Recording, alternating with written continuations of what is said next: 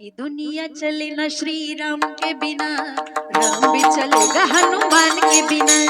दुनिया चले ना श्री राम के बिना, राम भी चले ना हनुमान के बिना। जब से रामायण पढ़ ली है, एक बात मैंने समझ ली है। जब से रामायण पढ़ ली है, एक बात मैंने समझ ली है। रावण मरेगा श्री राम के बिना, लंका जले न हनुमान के बिना। रावण मरेगा श्री राम के बिना, लंका जले न हनुमान के बिना। ये दुनिया दुनिया दुनिया चले न श्री राम के बिना, राम भी चले न हनुमान के बिना। जय श्री राम। दुनिया चले न श्री राम। कैलासवासी सदाशिव तुकाराम यांच्या वायसे यांच्या स्मरणार्थ ज्यांनी सेवा मला दिली, रोहन कांतीलाल वायसे यांच्यातर्फे ही सेवा माझ्याकडे आली। खरं तर हा चांगला विचार तुम्ही घेऊन आजचा हा उपक्रम, आजचं हे कीर्तन तुम्ही या ठिकाणी ठेवलं, मला आमंत्रित केलं, त्याबद्दल मी तुमचं कौतुक करते आणि तुमचं आभार मानते की एक पुढच्या पिढीसाठी तुम्ही खूप चांगल्या पद्धतीचा आदर्श ठेवलेला आहे। ही कौतुकाची गोष्ट आहे की जी इथून पुढची जी पिढी आहे त्यांना एक चांगल्या पद्धतीची वाट तुम्ही दाखवलेली आहे। आणि या अभंगामध्ये सुद्धा महाराज म्हणतात काय, भक्तीच्या त्या वाटा, नाही का, चांगल्या वाटा, चांगले मार्ग तुम्ही या ठिकाणी दाखवण्याचं काम केलेलं आहे। आणि या ठिकाणी आपण मला निमंत्रित केलं, आपल्या वैश्य वस्तीवरील छोटीशी वाडी आहे आणि या वाडीवरती तुम्ही हा उपक्रम ठेवायचं मला तुम्ही फोन केला। आणि गावडे दादा असतील, त्यानंतर त्यांनी सांगितलं की आपली छोटीशी वस्ती आहे आणि हनुमंताचं छोटंसं मंदिर आहे, त्या ठिकाणी आपल्याला हनुमान जयंतीच्या निमित्ताने कीर्तनाचा कार्यक्रम घ्यायचा आहे। खरं पाहिलं तर मी हनुमान जयंतीचा कार्यक्रम पहिल्यांदाच करते। सहसा हनुमंत जयंतीचे कार्यक्रम म्हणजे ती विचारधारा असेल लोकांची, परंतु आपण एक चांगला विचार केला आणि आपली ही जी वाटचाल आहे ती चांगल्या विचाराने सुरू होतीये। म्हणून हनुमंतरायांच्या चरणावरती प्रार्थना असेल की इथून पुढची जी वाटचाल आहे ती अजून अशीच चालत राहावी, याच्यामध्ये कुठलाही त्या ठिकाणी खंड पडू नये अशी हनुमंतरायांना आपण प्रार्थना करू आणि आपल्या या कार्यक्रमाला सुरुवात करू। विठ्ठला विठ्ठल विठ्ठला विठ्ठला विठ्ठला विठ्ठला विठ्ठला विठ्ठला। लक्षात घ्या, या अभंगामधून जगद्गुरु तुकोबाराय हनुमंतरायांची शरणागती पत्करतायत। शरण जायचं म्हटलं की या ठिकाणी प्रश्न निर्माण होतो की शरण कुणाला गेलं पाहिजे? जीवाने जीवाला शरण गेलं पाहिजे का जीवाने देवाला शरण गेलं पाहिजे? मला शरण गेलं पाहिजे। जीवाने जीवाला शरण गेलं पाहिजे का? नाही, कारण जीव हा अपूर्ण आहे आणि अपूर्ण तत्व जीव असल्यामुळे अपूर्ण तत्वाने जर अपूर्ण तत्वाला शरण गेलं तर हाती काय लागतं? अपूर्ण तत्वच पडेल ना हाती। मी तर असं म्हणेल की एखाद्या अपूर्णाला शरण जाणं म्हणजे आपलं स्वतःचं अपूर्णत्व सिद्ध करणं असं म्हणाय काय हरकत नाही। एक जणाने परिक्रमा केली नर्मदा नदीची, 1 महिनाभर परिक्रमा केल्यानंतर एक जण त्यांच्या जवळ गेले, म्हटले काय अनुभव आहे तुमचा? त्यांनी सांगितलं असा असा अनुभव आहे, पण एके दिवशी काय झालं, चालत असताना परिक्रमा करत असताना मी रस्ता चुकलो आणि रस्ता चुकल्यानंतर रात्र झाली, बरीच रात्र झाली, अशी भीती वाटत होती की कोणीतरी हिंस्र पशु येईल आणि मला खाऊन टाकेल की काय, रस्ताच सापडना। पूर्ण 1 दिवस झालं, सकाळ झाली आणि सकाळ झाल्यानंतर एक जण मला भेटल्यानंतर त्यांना मी विचारलं की मी रस्ता चुकलोय, मला रस्ता सांगा। पूर्ण 1 दिवस झालं मी रस्ता चुकलेलोय, सकाळपासून मी रस्ता चुकलेलोय, मला रस्ता सांगा। त्यावेळेस त्या माणसाने काय सांगितलं माहितीये का, अहो तुम्ही सकाळपासून रस्ता चुकलाय, तुम्ही तरी भाग्यवान आहात, पण मी 4 दिवस झालं रस्ता चुकलोय। म्हणजे हाती काय पडलं? अपूर्णत्व पडलं। म्हणून अपूर्णाने अपूर्णाला कधी शरण जायचं नाही। मग या जगामध्ये पूर्ण तत्व कोणतं आहे तर तो भगवान परमात्मा आहे। मग पूर्ण तत्वाला आपण शरण गेलं पाहिजे। जीव जर देवाला शरण गेला तर त्याचा उद्धार निश्चित आहे। विठ्ठला विठ्ठला विठ्ठला विठ्ठला विठ्ठला विठ्ठला विठ्ठला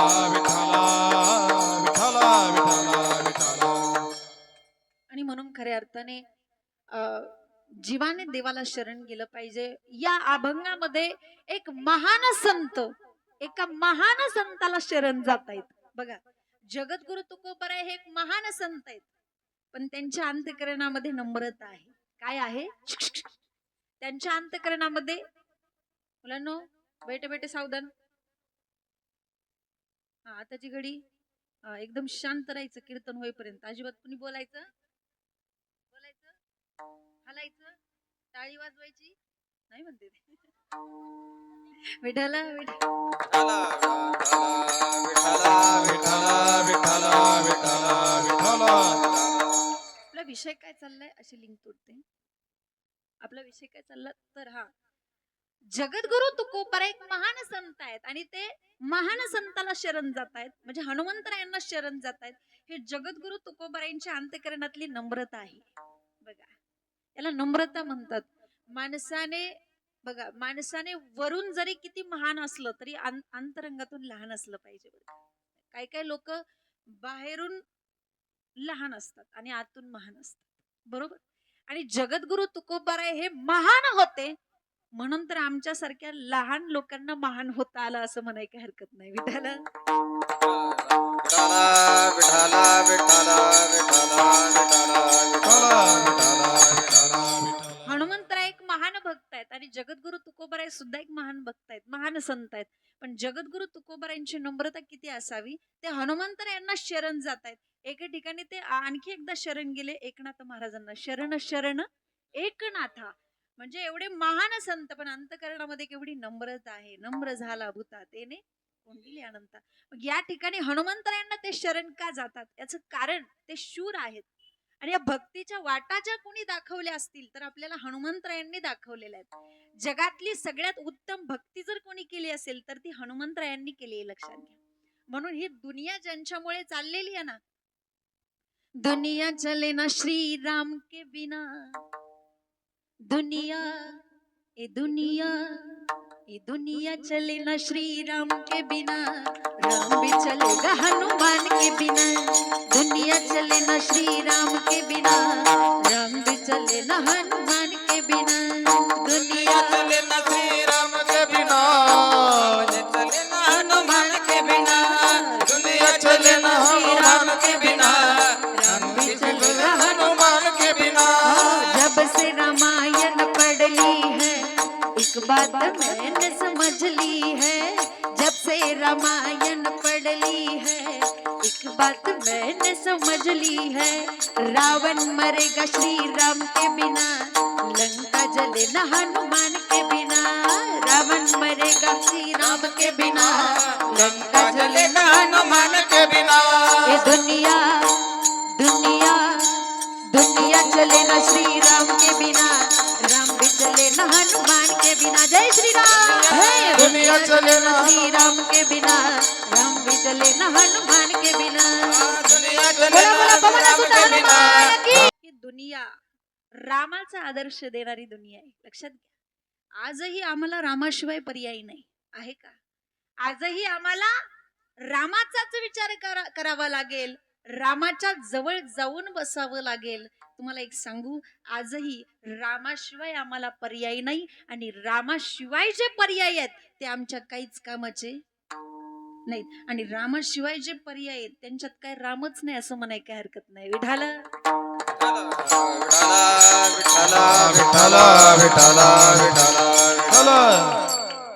आणि म्हणून श्रीराम प्रभूंची भक्ती ज्यांनी केली, जीवनामध्ये रामाची भक्ती केली पाहिजे आणि कशा पद्धतीने केली पाहिजे हे जर पाहायचं असेल तर हनुमंतरायांकडे पाहिलं पाहिजे. लक्षात घ्या, श्रीराम प्रभू जर नसते तर जगाला नीतिमत्ता कळाली नसती. एक जण माझ्याकडे आले आणि मला म्हटले की ताई, निदान 1 वर्षाचे किती उपवास केले पाहिजेत, किती उपवास केले पाहिजेत 1 वर्षाचे, तुमचं काय मत आहे? सगळे मिळून किती उपवास केले पाहिजेत? मी त्यांना म्हटलं, तुम्हाला जेवणाचे उपवास जमतील का नाही मला माहित नाही, पण जीवनाचे तुम्ही 2 उपवास केले पाहिजेत. तुम्ही जीवनाचे 2 उपवास करा. कोणते 2 उपवास? साधने तरी ही दोन्ही, जरी कोणी साधेल परद्रव्य परनारी, याचा धरी विटाळ. विठाला विठाला विठाला विठाला विठाला. जीवनामध्ये हे 2 उपवास केले की बाकीचे उपवास करण्याची काहीही गरज नाही. रामप्रभूंनी आम्हाला नीतिमत्ता शिकवली. लक्षात घ्या, नीतिमत्ता शिकवली. नीतिमत्तेने जगलं पाहिजे. कसं जगलं पाहिजे? नैतिकतेने जगलं पाहिजे. अलीकडे एक मध्ये मध्ये एक पोस्ट व्हायरल झाली होती की त्यात रावणाला गौरवण्यात आलं होतं. ती पोस्ट अशी होती की किमान माणसाने रावणासारखं तरी झालं पाहिजे. काय पोस्ट होती? किमान माणसाने रावणासारखं तरी बनलं पाहिजे. काय आदर्श आहे, काय आयडियल आहे, काय मोरल आहे? त्यांना मी विचारलं का बरं? ते म्हटले की रावणाने सीतेला 6 महिने डांबून ठेवलं, पण तिला तिच्यावर अजिबात अत्याचार केला नाही, म्हणून माणसाने रावणासारखं बनलं पाहिजे. म्हटलं अरे वा. अरे म्हटलं तुम्हाला काय माहित, याचं उत्तर तुम्ही वाल्मिकजींना विचारा रामायणामध्ये, ते तुम्हाला उत्तर देतील. रामायणामध्ये वाल्मिकजी म्हणतात याचं कारण काय? तर रावण आणि रावणाचा सावत्र भाऊ त्याचं कुबेर असं नाव आहे. काय नाव आहे? कुबेर. आणि त्याची सून पुंजिक स्थला तिचं नाव आहे. आणि त्या पुंजिक स्थलेवरती रावणाने बलात्कार केला. तेव्हा ती पुंजिक स्थला मदत मागण्याच्या दृष्टिकोनातून ब्रह्मदेवाकडे आली. ब्रह्मदेवाने तिची ती दशा पाहिली, अवस्था पाहिली, मागून रावण येताना दिसला. तेव्हा ब्रह्मदेवाने त्याला शाप दिला की जर इथून पुढं तू कोणत्याही स्त्रीच्या इच्छेविरोधात तिच्यावरती अतिप्रसंग करण्याचा प्रयत्न केला तर तुझ्या डोक्याचे 100 तुकडे होतील. हे अर्धवट व्हॉट्सअप वाल्यांना कसं सांगायचं? लक्षात घ्या. याचं कारण काय? तो या ठिकाणी तुम्हाला नीतिमत्तेने वागताना दिसतो.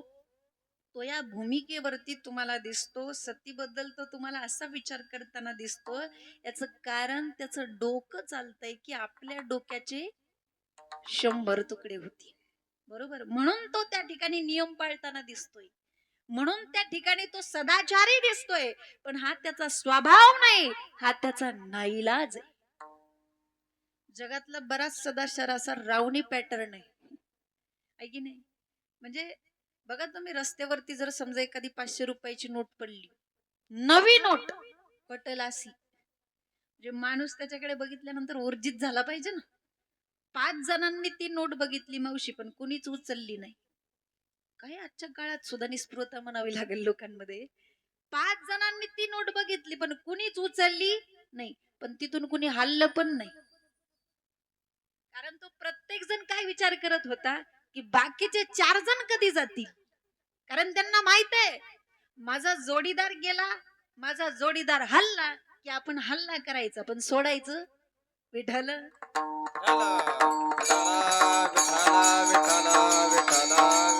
जे आपली जी पापरहित राहण्याची वृत्ती आहे ती कुठंतरी नाईलाज म्हणून मला वाटतं. माणसाने पाप का करू नये बरं? त्याला आवडलं नाही म्हणून का त्याला जमलं नाही म्हणून? तुमचं काय मत आहे? माणसाने पाप का करू नये? त्याला आवडलं नाही म्हणून का जमलं नाही म्हणून? नाही, माणसाने पाप करूच नाही.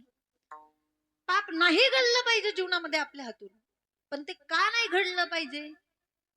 आपल्याला आवडलं नाही म्हणून का जमलं नाही म्हणून? तर ते पाप आपल्याला आवडलं नाही म्हणून ते नाही घडलं पाहिजे. आहे की नाही? मला आवडत नाही म्हणून मी पाप करत नाही, पण मला जमत नाही म्हणून मी निष्पाप आहे. हे म्हणजे दात पडल्यावर सुपारी सोडण्यासारखं आहे. विठ्ठल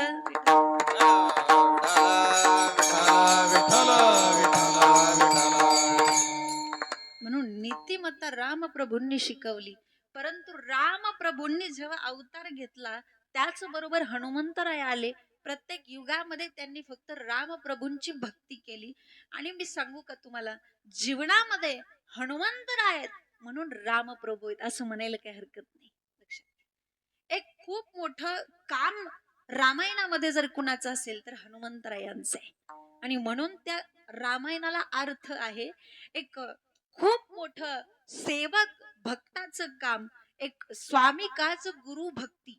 ही जी भक्ती म्हणावी लागेल ती आपण हनुमंतरायांकडून शिकावी. म्हणून रामप्रभू त्या ठिकाणी अवतार घेऊ शकले, पुढचं कार्य करू शकले, कारण त्यांच्या सोबत कोण होते? हनुमंतराय होते. लक्षात घ्या.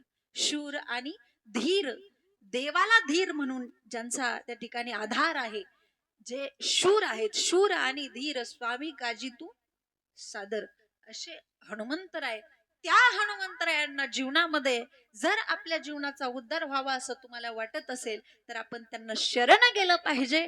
तुकोबाराय अभंगाच्या प्रथम चरणात. शरण शरण हनुमंता